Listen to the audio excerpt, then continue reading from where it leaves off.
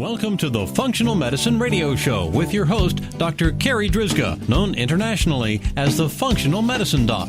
Dr. Carri is committed to helping patients find the root cause of their health problems and fixing the cause with natural treatments so they can feel normal again. Dr. Carri is the founder of Functional Medicine Ontario and is the author of the hit book, Reclaim Your Energy and Feel Normal Again. Please welcome your host, Dr. Carri Drzyzga. Hello, everybody, and welcome to the Functional Medicine Radio Show, the only internet radio show dedicated to giving you real solutions to improve your health. Not only are they real solutions, but they're natural solutions as well, because as you know, the one and only true wealth you have is your health. I'm your host, Dr. Carri Drzyzga, the Functional Medicine Doc, and I'm committed to helping you find the root cause of your health problem, fix the cause with natural treatments, so you can feel normal again and live your life to the fullest. Just a quick bit of housekeeping before I introduce our special guest. I'm happy to announce my first book is now in print. The title is Reclaim Your Energy and Feel Normal Again, Fixing the Root Cause of Your Fatigue with Natural Treatments.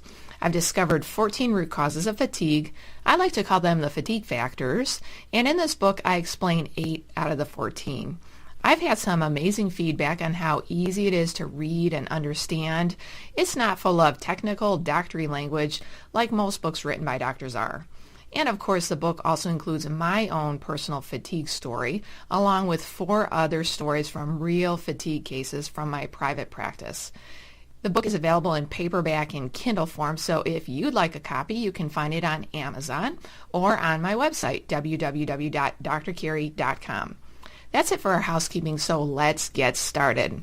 I'm very excited about this week's show because my special guest is someone that I greatly admire. Her name is Cathi Hargaden. Let me tell you a little bit about her. Cathi is an internationally acclaimed expert in the ancient art of Feng Shui. She has more than 20 years experience consulting and teaching and has worked with over 1,000 clients from around the world. Cathi's work has helped clients increase their revenue, reduce their stress, resolve conflicts, build health, that's what we're going to talk about today, and even more. She's the host of the Feng Shui Mastery Show podcast. Cathi, thank you so much for being my special guest today on this episode of the Functional Medicine Radio Show. Well, thank you very much for having me, Carri. It's lovely to be here.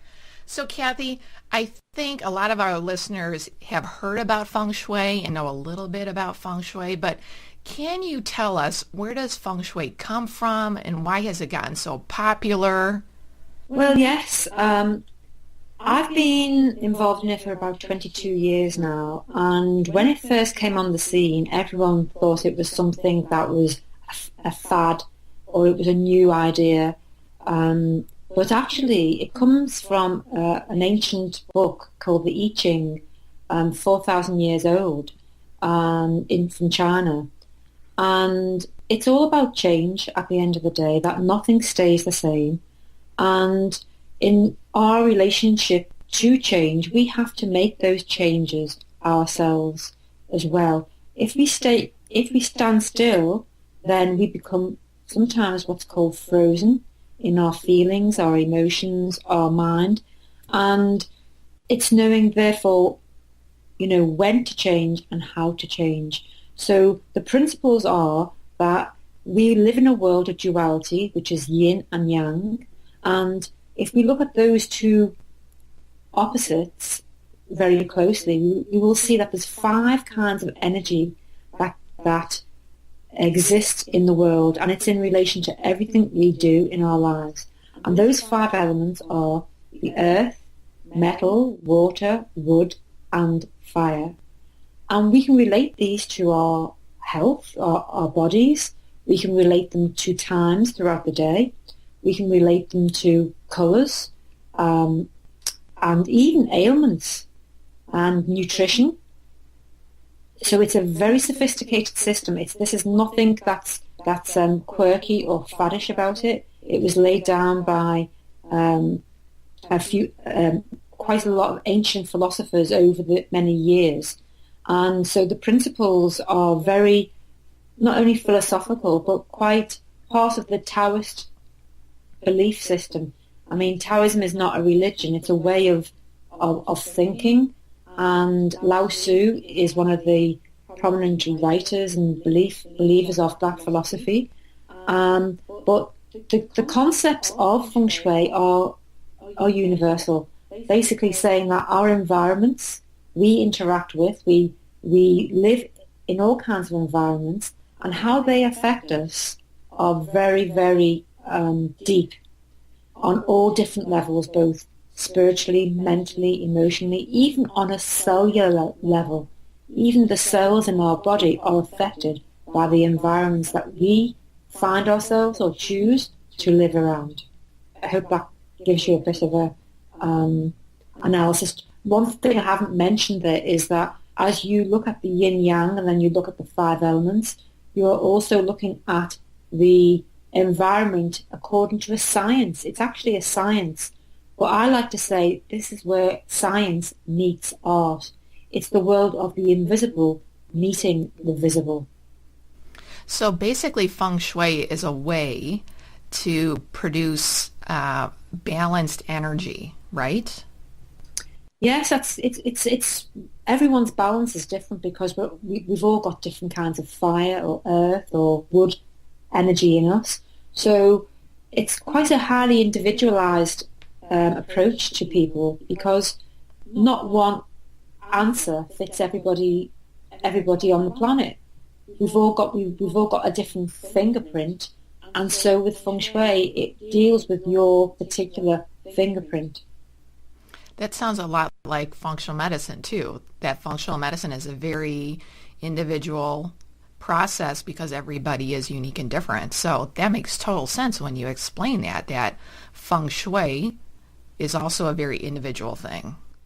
Yes, it is. Yes. I mean, the remedies can be similar, but each person will require a different kind of remedy, and it's not going to be the stock answers. 2 people who are depressed won't need the same remedy because their needs are different. Okay, so because we're talking about moving energy, I don't want this to sound kind of woo-woo, but do people need to believe in this for it to work? Well, that's a very good question because people say, oh, I don't believe that. I'm skeptical about all these New Age things. Well, it's not New Age. It's one of the oldest forms of medicine in many ways, far more older than any of the medical model that we use throughout the West today. So, no, you don't, because let's put it this way. People are watching the TV how many hours a day? 5, 6, 7 hours a day. They're not always conscious of what they're watching. And yet, what is on that TV is affecting people in a hypnotic and subliminal way every minute of the day. So they're giving out messages. And usually the one message would be, you've got to buy this now, or you've got to buy this medicine now. And people then wonder why they've got no money, because they've gone and done what the TV told them to do. Now, people don't like to think that they're not out of control. But why do you think billions and billions of pounds and dollars are spent right across the planet on advertising? It's because they want to influence people's choices and how they live and choose to live their lives. And usually that involves buying things, whether it's food or items of clothing. So what I'm saying, that is a metaphor for saying that, you may not choose to be hypnotized by the messages on the TV. You don't even believe it's having an effect upon you. But if you look at your life, why do you live the way you do? Often it's because it's been, in some ways, subliminally suggested to you that everybody needs this, everybody needs that. So in the same way with Feng Shui, what you have on your walls, what you have in your environment is affecting you whether you like it or not. I mean, the most best examples is the pylons or the electric meters or a sewage plant, for example, on the exterior of your environment. These would all be affecting people. And we can see by fracking, which I know is a topical conversation piece in North America and in Canada there that, these, shall I say, intrusions into the Earth's crust are affecting people's health on all different levels. But if we take it internally into people's homes, what is affecting their health? That they don't have to believe that the environment is affecting them for the environment to affect them. Okay, so Cathi, let's dive a little bit deeper into the health aspect. So how can Feng Shui influence our health? And can it affect both our physical health and can it affect our mental health as well? Yes, both. Yeah. I mean, I don't separate physical and mental. We're looking at a holistic person. And what I would say, I mean, the whole issue around clutter is not really associated with Feng Shui medicine. If you think about it 4,000 years ago, what clutter did they have? Who was buying it? I don't think they were buying plasma TVs 4,000 years ago. So that part of isn't really part of Feng Shui, but I can tell you now that one of the first steps people really need to look at is what are they holding on to in their life and their environment around them. What is it that's causing an obstacle to their flow? I've been in so many homes as a medical practitioner and as a Feng Shui consultant where people are affected by the chaos that's around them. Lots of paperwork, lots of books. I'll give you an example. I went into one home. They were actually running a health business. They had about 100 boxes in and around the living area. The place was like it was about to be, they were moving out, but they weren't. They were actually living here. And I was asked to look at somebody in the home who was ill. And it turns out this person had a condition that is to do with depletion of energy. So for those listening, they would kind of angle it at, it could be anything from chronic fatigue to glandular fever to other wearing down, fatiguing, energetic conditions. And it was so debilitating that the person had taken to their bed. But when I went into the bedroom, it was chaotic. There was an animal living in there. There was lots and lots of electromagnetic energy in terms of radios and sound systems and TVs. And this person had no energy at all. Absolutely. They were so bad they couldn't walk. And we're talking about a person who's 15 years of age. Wow. And yet the parents couldn't make the connection with the environment to the condition. They couldn't make the connection. And unfortunately, I was there under a medical label, so I didn't mention the clutter, but I wasn't doing a Feng Shui consultation. But right away, as soon as I walked in, I felt drained. I felt fatigued myself. I felt exhausted just looking at it. And yet the people themselves were running a health business. So can you see that they're not aware of what they're surrounding themselves with, and that they were actually creating chaos in all their lives, and they had no real intention of clearing it up neither.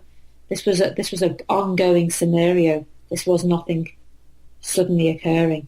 So that's just one example. So that's to do with not only clutter, but intention in terms of what do you want your environment to feel like? What do you want it to look like? And in terms of health, you have people who've got plants and they're all dying. People look at plants subliminally. That's a reflection back that, nature, which is supposed to be up and expansive and elevating us in terms of energy, is actually dying and it's going down, spiraling down.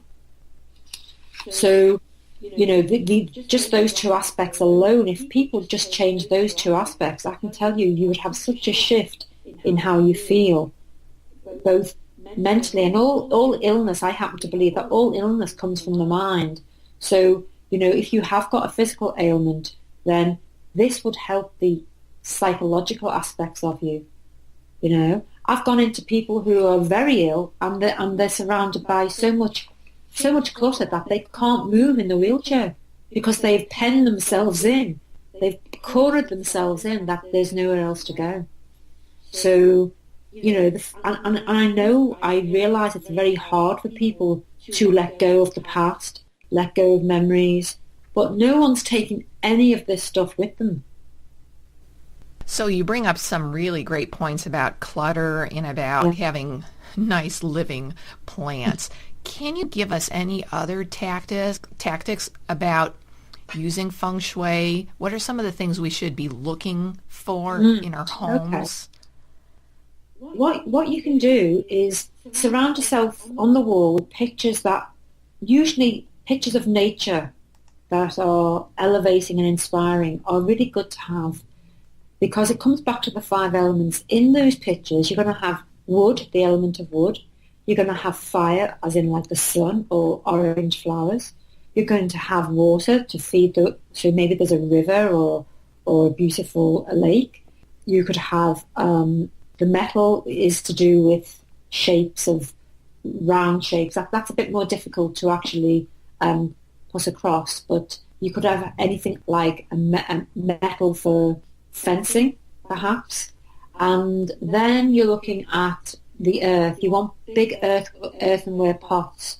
So some of the Spanish kind of pictures are very healthy looking because they tend to have terracotta, sort of earth and water, like the Mediterranean or California or, Florida. So, people are looking at blue skies. They're looking at green plants in pots that are growing, maybe looking at other aspects of nature. That I'm just painting a vision there, but who wouldn't want to be living around that kind of energy and life-giving qualities? So they're the kind of things that, trees are also very good for stabilizing people's emotions and feeling a sense of stability, rootedness, growing yourself. And that's why it becomes individual, because you want to relate it back to what people really relate to. And most people relate to nature. And you'll find this in a lot of the, increasingly now that I've just come out of a hospital where they really understand that principle.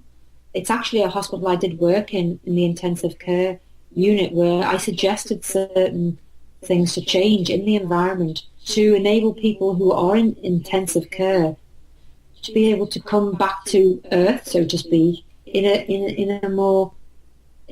environment that actually they can relate to, not a white, cold, monitor ordering environment, but one that has the sounds of birds, the sounds of nature, the sounds of water running, movement, a flow, and has got colour around it, because people really respond well to colours.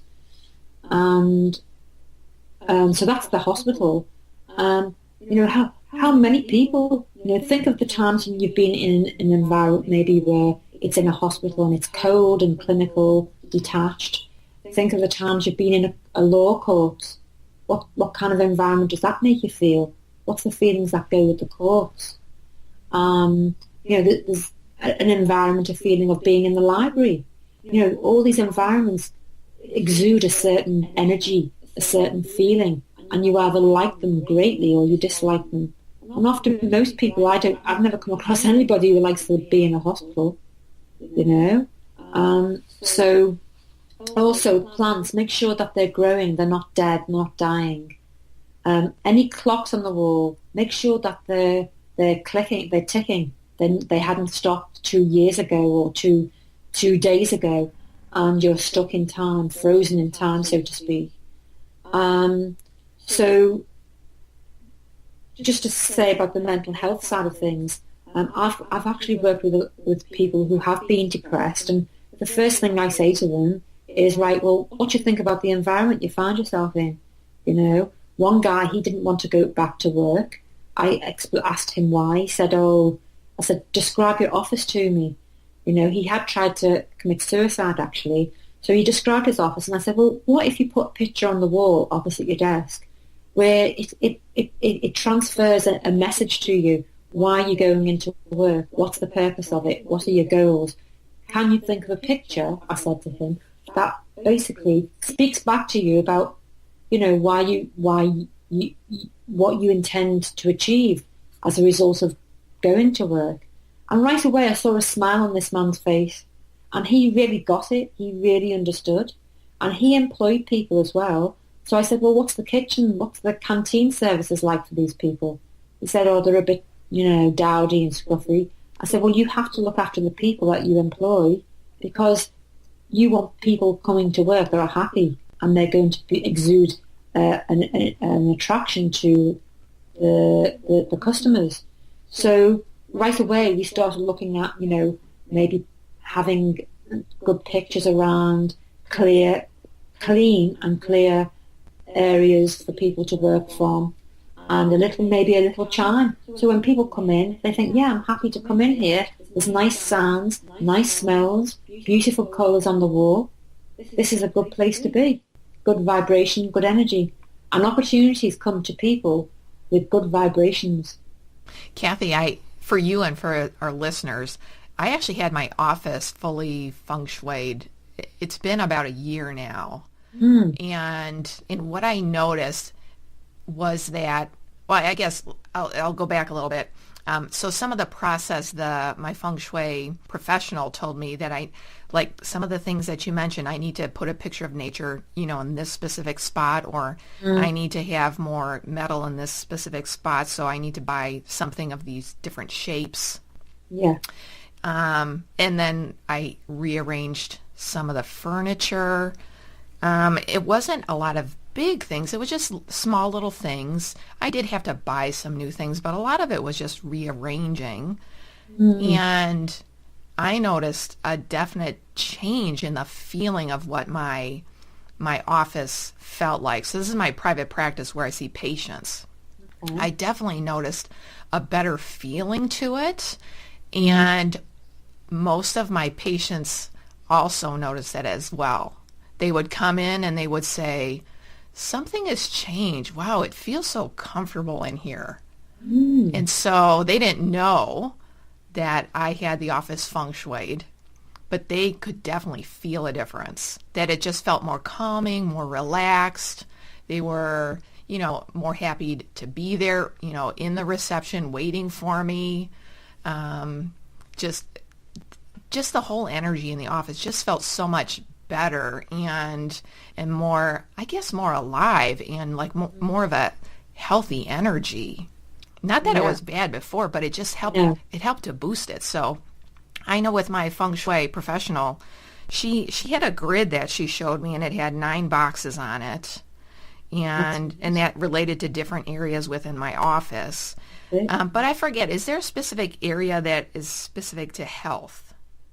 Well, there's a generic box which you're referring to there, and that is the East. The East is to do with health.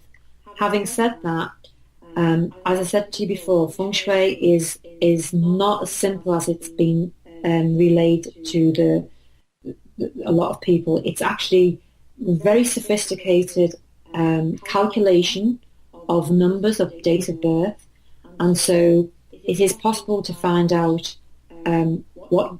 whilst the East is your area associated with health and the family. There are 4 locations specific to you based on your date of birth that will give you your focus for your health and well-being. Then there's another one for wealth. There's another one for good luck. But I was just teaching this last night about the timing. There's another aspect to Feng Shui. It's not just about space, but it's about being in the right place at the right time. So timing is also important about, what you should be focusing on. Say for this year, we're now in the year of the sheep. So what do you need to be focusing on this year? And sometimes it can relate more to health than wealth, or business, or self-knowledge, or children, or enjoyment, or journey, or career. So it's an amazing science to do with numbers, which is very dynamic. But 2 things I wanted to also add on here that I think people will be very fascinated by, and it's a complement to Feng Shui, and that is you were talking about how your office felt different and felt really boosted. The other aspect that I include in the feng shui is space clearing. Clearing a space so that you're actually letting go of all the chi that's been set up over many years or months in any room, and especially in the modern day rooms now where we have lots of heating, double glazed windows. It's very difficult for ventilation to come through and come in and come out. And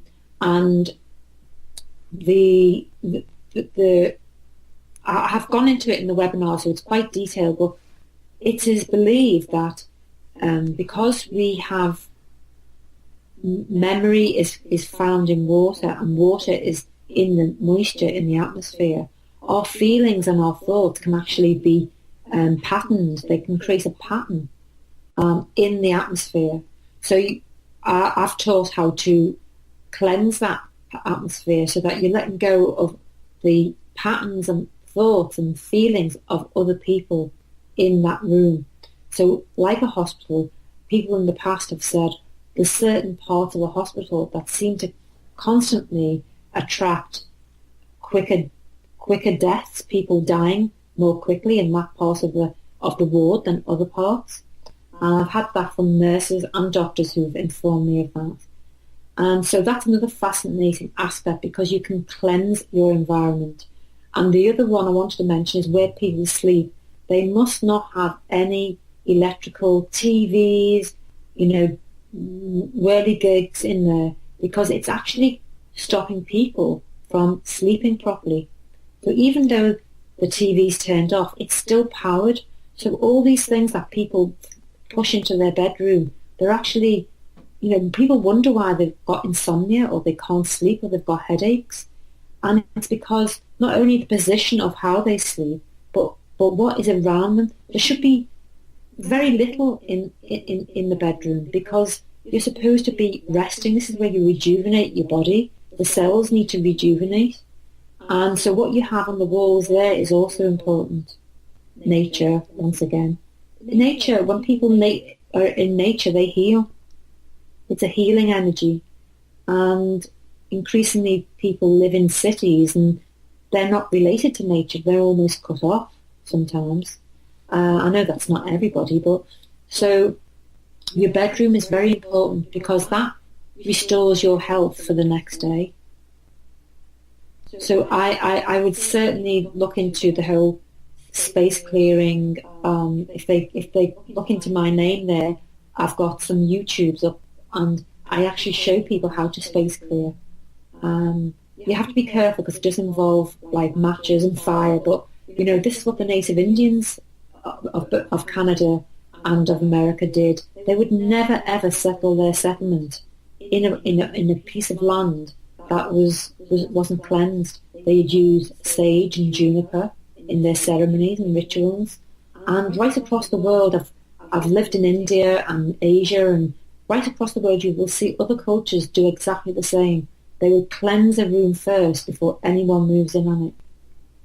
As you've been speaking, Cathi, it's helped to remind me of some of the things that I experienced during that feng shui session with my expert, that she did need my birthday and my time of birth, and she, I didn't understand any of it, but she said, I did the calculation, I did it like 3 times, and it was not what I expected at all. She was like, "You are so unique," and I was like, "Okay."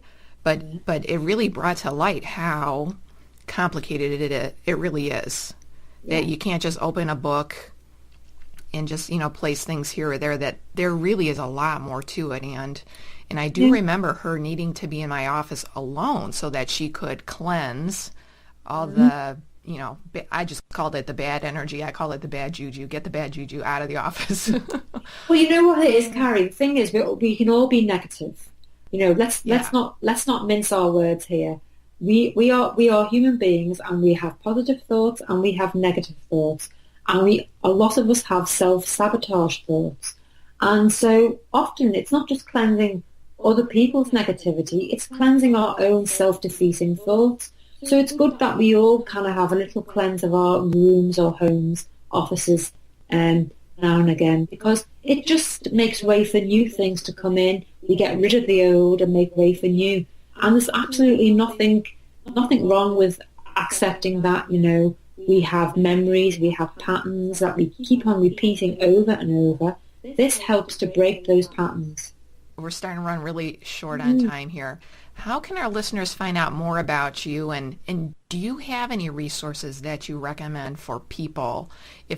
Can they hire you, from a distance? Do you have to be there physically in their house?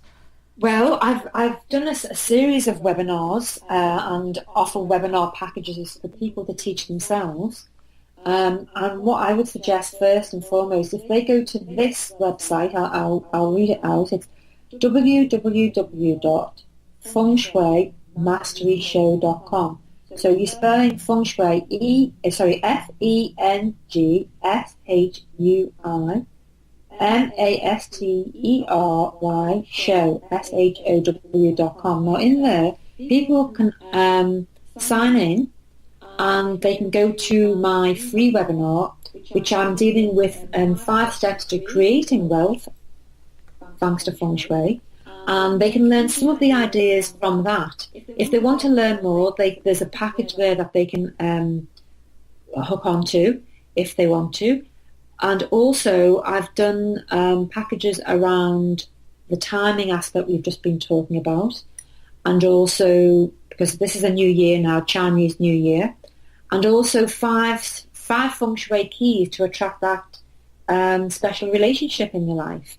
So because it deals with all different aspects of your life. None of those 9 boxes that constitute your life are left out. We deal with them all. And if people sign up on that particular website, they can go to the free webinar and then they get access to all the free webinar. And if they want to kind of speak to me directly, my email address is called wealthyspaces@gmail.com. So that's wealthyspaces@gmail.com. And if they use my name there, I'll just spell it because it is a bit of an unusual name. It's Hargaden, Cathi, Cathi, Cathi Hargaden. I've actually on YouTube, I do a little demonstration of space clearing, and that can get people started.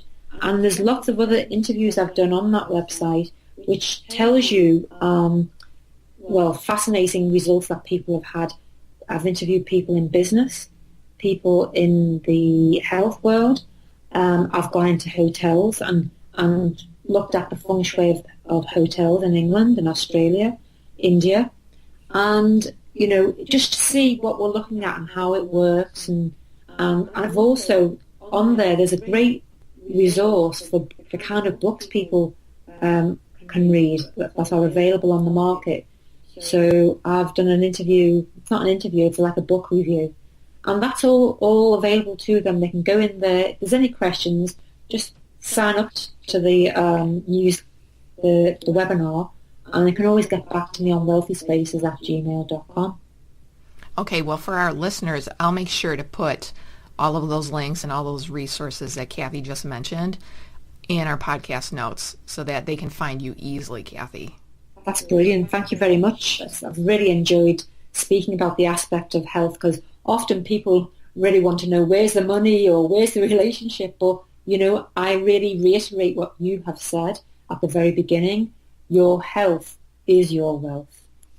Cathi, thank you again for being my special guest today. This has been an awesome interview. Thank you very much for having me. All right, that wraps up this very special episode of the Functional Medicine Radio Show with Cathi Hargaden. And I want to thank you, our listeners, for tuning in today. And I'd like to invite you back next week for another episode of the Functional Medicine Radio Show. As always, I'm your host, Dr. Carri Drzyzga, the Functional Medicine Doc. Have a great week, everyone. You've been listening to the Functional Medicine Radio Show with your host, Dr. Carri Drzyzga, known internationally as the Functional Medicine Doc. Dr. Carri is committed to helping patients find the root cause of their health problems and fixing the cause with natural treatments so they can feel normal again. Dr. Carri is the founder of Functional Medicine Ontario and is the author of the hit book, Reclaim Your Energy and Feel Normal Again. Please tell your friends about the Functional Medicine Radio Show, and we'll see you next week with more from Dr. Carri.